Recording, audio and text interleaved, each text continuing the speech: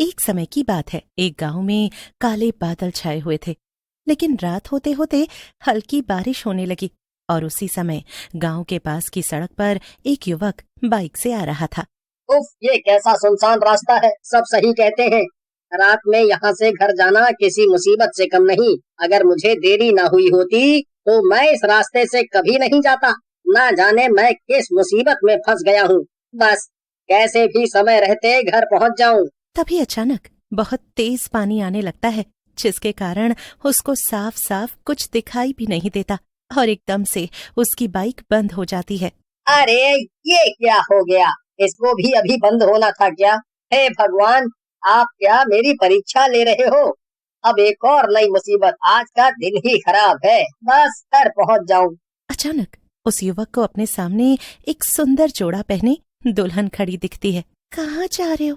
रुक जाओ, मेरी मदद करो। मेरी मदद करे बिना चले जाओगे? मैं कब से सबसे मदद मांग रही हूँ। युवक के शरीर में सिहरन सी दौड़ जाती है। आ, आ, आप कौन हैं? और इतनी रात में, वो भी बारिश में, आप इस सुनसान जगह पर क्यों खड़ी हैं?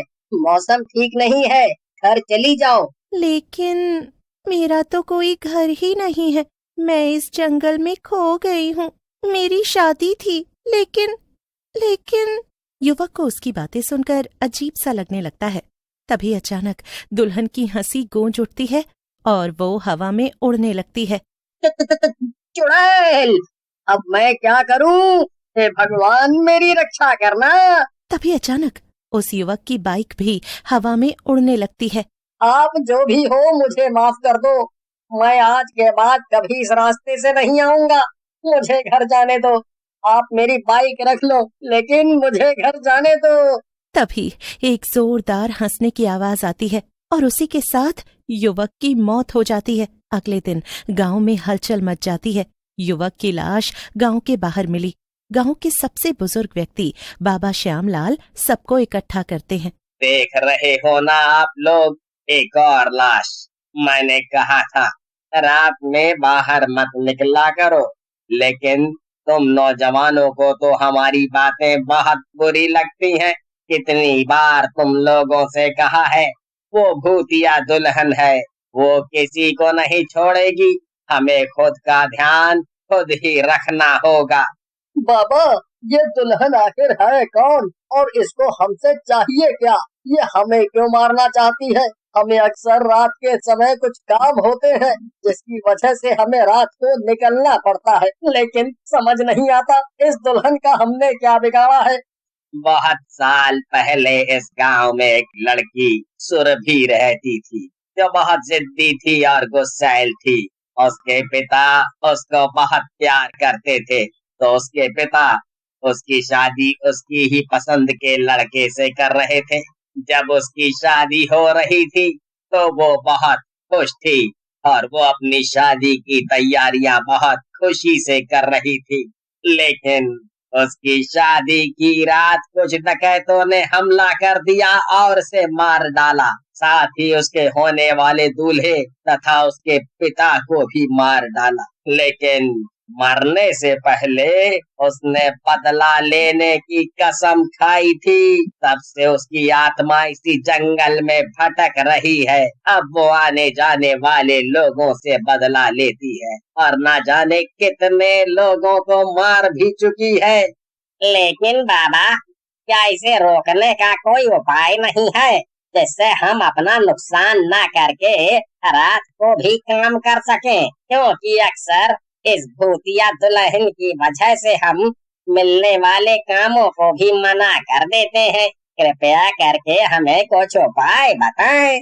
वैसे तो काफी लोगों ने कोशिश की उसको यहाँ से भगाने की, लेकिन कोई सफल नहीं हो पाया, क्योंकि इसका बस एक ही उपाय है। हमें उसकी आत्मा को मुक्त करना होगा, लेकिन उसके लिए किसी को जंगल में जाकर उसके कंकाल को शांति देनी होगी। आज तक कोई भी उसके कंकाल तक नहीं पहुंच पाया है। बाबा, लेकिन इतना मुश्किल काम हम लोगों में से तो कोई नहीं कर पाएगा। इसका क्या मतलब है?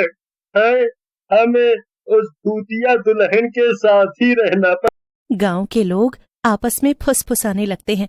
तभी गांव के दो बहादुर युवक अर्जुन और रवि इस भूतिया रहस्य को खत्म करने का फैसला करते हैं। वो रात को जंगल में जाने की ठानते हैं। रात के अंधेरे में दोनों युवक मशाल लेकर जंगल में प्रवेश करते हैं। चारों ओर अजीबोगरीब आवाजें आ रही होती हैं। अर्जुन, कहीं कंकाल मिलने से पहले ही वो भूतनी आ जाए तो हम क्या करेंगे? अगर ऐसा होता भी है तो हमारे हाथ में मशाल है, हम उसका सामना कर सकते हैं रवि। और अब हमने ठान ली है कि उस कंकाल तक पहुंचना है तो हमें उसे पूरा भी करना होगा। पूरे गांव वाले हम पर भरोसा करते हैं, हम उनका भरोसा तोड़ नहीं सकते। तभी अचानक हवा तेज हो जाती है और सुंदर जोड़ा पहने वही भूतिया दुल्हन प्रकट होती है। मेरे बारे में पूछने वाले कौन हो तुम लोग? क्यों आए हो यहाँ? हम गांव से आए हैं, हम गांव वाले सब तुम्हारी वजह से बहुत परेशान हैं। आज बाबा ने बताया तुम्हें शांति मिलेगी तभी तुम हमारा पीछा छोड़ोगी, तो हम तुम्हारी मदद कर तुम्हारी आत्मा को शांति देने आए हैं। थोड़ी देर की शांति के बाद एकदम से भूतिया दुल्हन जोर से हंसने लगती है।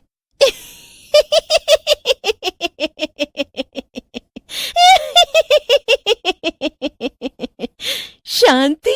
मुझे शांति नहीं चाहिए, मुझे बदला चाहिए।